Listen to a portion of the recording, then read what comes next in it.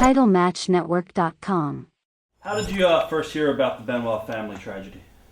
Actually, I heard about it. We were in Corpus Christi, Texas, and they called everybody. They called everybody together out by the ring for a meeting, and I knew something was off because I had seen Vicky Guerrero coming back from the meeting crying. So apparently, a couple people knew beforehand. I was sitting in the front row. Whenever they had a meeting in the company, I was always sitting in the front row. Whenever they did like little classes at ringside, I always sat by, I always put my side on the side of the agent's side. You know what I mean? It's just like a perception thing, so. I was just waiting for it. I had known that he hadn't shown up. You know what I mean? I had known that he hadn't shown up for the pay-per-view, so, you know, I pretty much we knew that Chris was dead. And then they hit us with the kid and his wife, and I just broke down, and I just cried, and that was the last one. I ended up sitting there for like 2 hours. I was just stunned because nobody else was as close to his wife as that I was, you know what I mean? And then, I mean, it just the flood of emotion, like, that I felt, I can't ever describe, because I've had friends of mine in this business die, and I could name them on my fingers and his fingers in the last 5 years. But somebody that killed his wife and his kid, it's just that. Then I stopped grieving for Chris, and I started grieving for them. I mean, I've never been. I've been hit by, like, the hardest thing I've probably ever been hit by before that is like a Balls Mahoney chair shot back in like maybe like 98 or something like that. That hit me. I just crumbled to the floor, and I couldn't stop crying, and it was just so utterly shocking to me. And then afterwards, and then I started to get mad about it because the way that it was getting abused on television by Nancy Grace and Nancy Gray. I can't stand her. And then you got Johnny B. Bad, who had a cup of coffee in the business, who couldn't work a leg. You got Deborah McMichael. You got all these other people coming out of the woodwork and stuff like that, saying this and this, to where I was at his picture night for football the other night, and one of the other dads was talking about how they did like I don't know, I guess you would call it a biopsy or something of the brain, and they said all these little marks are concussion marks, and I'm like, you know, you can look at me, you can tell I'm steroid free, you know what I mean? I mean, if you've ever seen the Sandman body, look, right down the steroid, like in my life. It's nothing. That's a lie. I did a little bit back in, right before I went to WCW when I was like 292, I did some growth, and I did some Anadrol, DECA and stuff like that. I did like a 3-6 month cycle or something like that. But it's kind of like, how do you say it? As in, I don't know. RVD kind of helped me get through it, thinking that as in, if something like that happens, I mean, RVD have a spiritual website together and stuff like that, and he's a lot more spiritual than you people have any idea. I'm a lot more spiritual than you have any idea.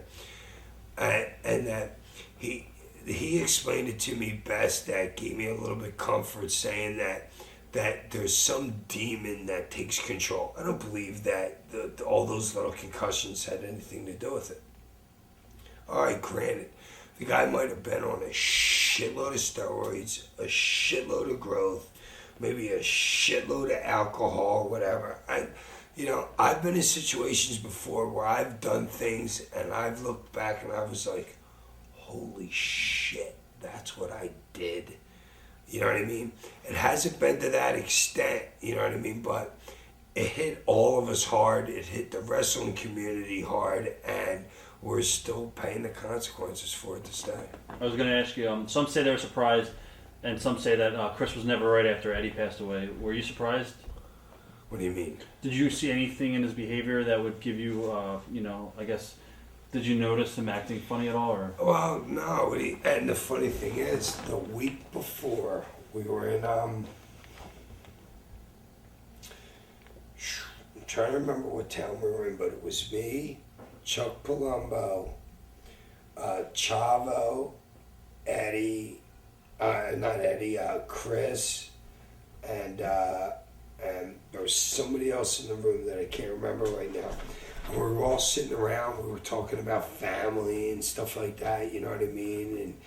And he was, and you know, everybody was just reminiscing, and we were talking about, you know, where our kids are in our lives. You know what I'm saying, and stuff like that. And no, it's just it's got to be some demon or something that takes a hold of you. It's just like, it's like the nicest guy in the world turns into a killer. And kind of, if you look at like your Gary Heidniks, your Harrison Grahams, your the guy that killed John Lennon, a lot of these people, you don't ever see it until they actually snap. And if you ask me, this world's just asking you to snap. This world is, it's a bunch of tests, and it's how you get through those tests that make you how strong you are. And I really think the business cracked them, you know, and this business will crack the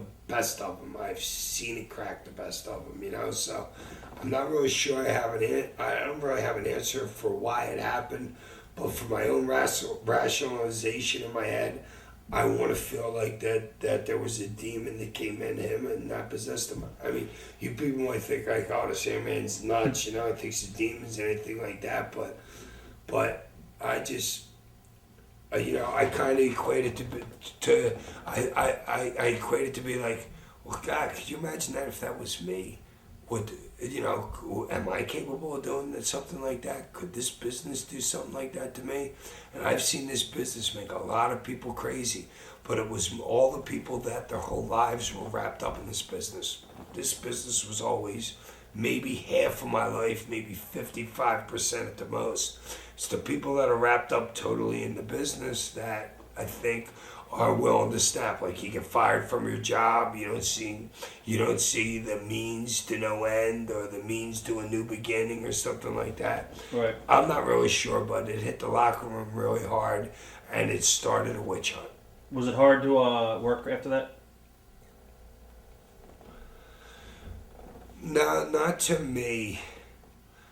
It was, and I'm not even sure I was used that night. That might have been one of the nights I was flown in. Oh, you know what? Because they canceled the show that night. I was one of the first people to leave the building because I didn't want. There were so many people around that were like crying and stuff and all this and all that. And I'm like, wait a minute, you didn't even fucking know Chris. You didn't even know his wife. You didn't even know his kid. Why are you putting on this display of anguish?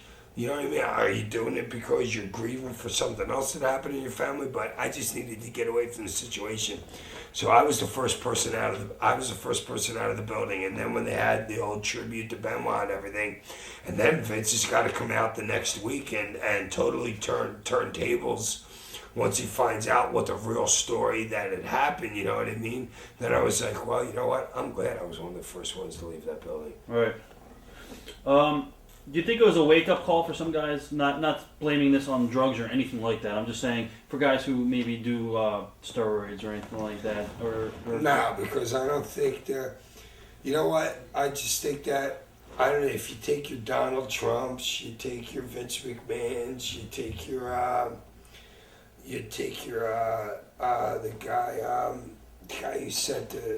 who said the first Safford, the guy with the rich guy who won the balloon that tried to travel around, I don't know. Branson, Richard Branson. These people are driven by something in their life, you know what I mean?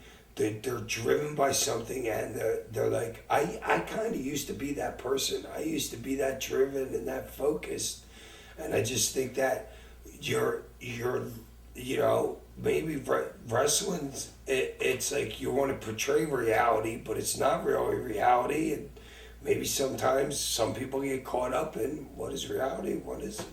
Do you think Vince is now worried about the potential investigation? I wouldn't think that Vince should be worried at all, because to tell you the truth, I think everybody's making their own decisions at any time. Vince Vince has never said to me, or I've never heard Vince say to anybody, hey, you got to get on the steroids to be a champion. You got to get on the growth hormone to be this, to be this, to be this, or whatever. I think guys make their own. Everybody, you're accountable to yourself, and if you have kids and your wife, you're accountable to your family, and you're making your own decisions. Vince is telling you to do anything. Now, if you happen to do it and you happen to get over, I think Vince is going to run with it, but I think in no way whatsoever is he responsible. Everybody's responsible for their own actions. TitleMatchNetwork.com